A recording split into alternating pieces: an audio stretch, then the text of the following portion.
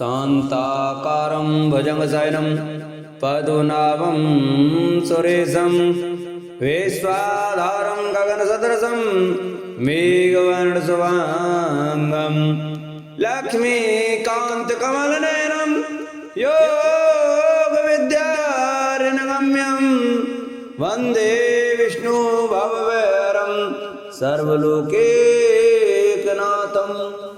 मंगलम भगवान विष्णु मंगलम गरुड़ध्वज मंगलम पुंडरीकाक्षो मंगलाय तनो हरि।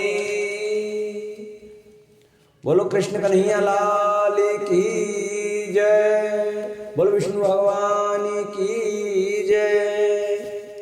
नमस्कार दोस्तों, स्वागत है आप सभी का हमारे YouTube चैनल पर। प्रिय भक्तजनों, आज हम आपको आमल एकादशी की व्रत कथा सुनाएंगे। तो सभी भक्तजन हमारी एकादशी की कथा को बड़े श्रद्धा भाव और प्रसन्नचित्त मन से सुने।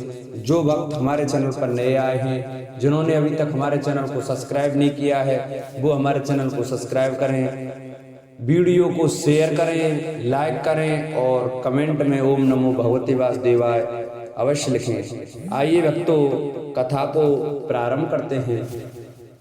युधिष्ठिर बोले, हे श्री कृष्ण, अब आप मुझे बतलाएं कि फाल्गुन मास के शुक्ल पक्ष की एकादशी का क्या नाम है, महात्मा क्या है, इस दिन किस देव का पूजन किया जाता है। भगवान श्री कृष्ण बोले, हे धर्मराज, मैं तुम्हें वह प्रसंग बतलाता हूँ जो राजा मानधाता के पूछे जाने पर वशिष्ठ मुनि ने बतलाया था। फाल्गुन मास के शुक्ल पक्ष की एकादशी का नाम आमल की है।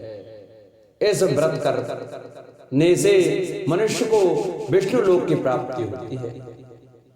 मानधाता ने वशिष्ठ जी से कहा था कि हे मामुने, यदि आपकी मुझ पर विशेष अनुकंपा है तो वह व्रत बतलाइए जिससे मेरा कल्याण हो।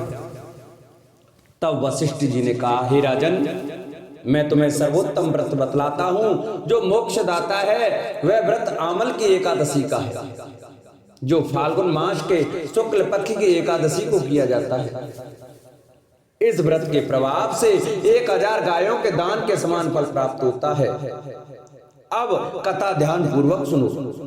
जहां वेद ध्वनि सदैव गूंजा करती थी, ऐसे वैदिक नामक नगर में चारों वर्णों के लोग सुख शांति से प्रेम पूर्वक रहते थे। वहां का राजा चंद्रवंशी चैत्ररथ था। वह महाबलवान पराक्रमी प्रजावत्सल था। उसके राज्य में बड़े बूढ़े जवान स्त्री पुरुष सभी एकादशी का व्रत करते थे। कुछ समय बीतने पर एक बार द्वादशी युक्त एकादशी का संयोग बना। उस दिन सबने व्रत किया। राजा प्रजा के साथ मंदिर में गया और वहां जल से भरा कलश स्थापित करके धूप दीप नैवेद्य छत्र पंचरत्न सोना हीरा मोती पद्मराग नीलम से विष्णु स्वरूप परशुराम जी का पूजन किया। फिर सभी दात्री आमल की इस प्रकार स्तुति करने लगे, हे दात्री, तुम ब्रह्म स्वरूपा हो, तुम पाप नाशनी हो, तुम्हें हमारा नमस्कार है, हमारा अर्घ स्वीकार करो। उस दिन उन्होंने मंदिर में ही रात्रि को जागरण किया। उसी समय मंदिर में एक शिकारी आया। वह महापापी दुराचारी था। अपने परिवार के पोषण के लिए वह नित्य जीव हिंसा किया करता था। भूख प्यास से उस शिकारी ने भी मंदिर में जागरण किया और एकादशी की कथा सुनी। उसने वहां स्थापित कलश पर भगवान दामोदर के दर्शन किए। सवेरे सभी लोग अपने अपने घर चले गए। शिकारी ने भी घर जाकर प्रसन्न चित्त से भोजन किया।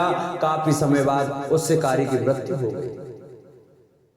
आवल की एकादशी के व्रत के जागरण के प्रभाव से उसने राजा विदुरथ के घर में जन्म लिया। उसका नाम वसुरथ रखा गया। जब वह बड़ा हुआ तो उसे चतुरंगनी सेना सहित धन धान से पूर्ण 10,000 गांवों का राज्य मिला। वह कांतिवान, वीर, क्षमाशील, सत्यवादी, धार्मिक था और सदैव यज्ञादि किया करता था। एक बार वह राजा शिकार के लिए जंगल में गया, लेकिन मार्ग भटक गया। तब वह एक पेड़ के नीचे सो गया। उस जंगल में मिले चाहे और उसे अकेला देखकर उसे मारने लगे। वे कहने लगे कि इस दुष्ट राजा ने हमारे संबंधियों को मारा है और उन्हें देश से खदेड़ दिया है, इसलिए अब इसे मारना ही उचित है। ऐसा कहकर मिलेच्छ उस पर अस्त्र शस्त्रों की वर्षा करने लगे, लेकिन वे अस्त्र शस्त्र राजा के शरीर पर पुष्पों की भांति लगे। मिलेच्छ उस राजा पर उल्टे ढंग से प्रहार करने लगे, जिससे वह मूर्छित हो गया। उस समय राजा के शरीर से एक दिव्य स्त्री प्रकट हुई।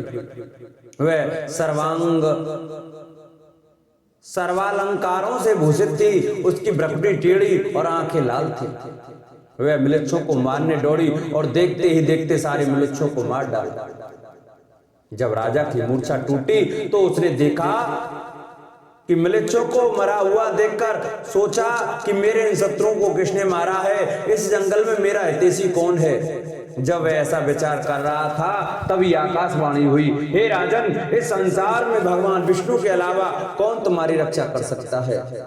आकाशवाणी सुनकर राजा अपने घर में आया और सुखपूर्वक शासन करने लगा। वशिष्ठ जी बोले कि हे राजन, यह सब आमल की एकादशी के व्रत का ही प्रभाव था। जो मनुष्य इस एकादशी का व्रत करते हैं उनके सभी कार्य स्वतः सिद्ध हो जाते हैं और वे मरण के पश्चात विष्णु लोक को जाते हैं। बोलो एकादशी माता की जय, बोलो विष्णु भगवान की जय, बोलो कृष्ण कन्हैया लाल की जय। जिन भक्तों को हमारी ये एकादशी की व्रत कथा अच्छी लगी हो वो हमारी वीडियो को ज़्यादा से ज़्यादा शेयर करें। जिन्होंने चैनल को सब्सक्राइब नहीं किया चैनल को सब्सक्राइब करें, वीडियो को लाइक करें और कमेंट में ओम नमो भगवते वासुदेवाय, ओम लक्ष्मी नारायण नमः अवश्य लिखें। बोलो विष्णु भगवान की जय।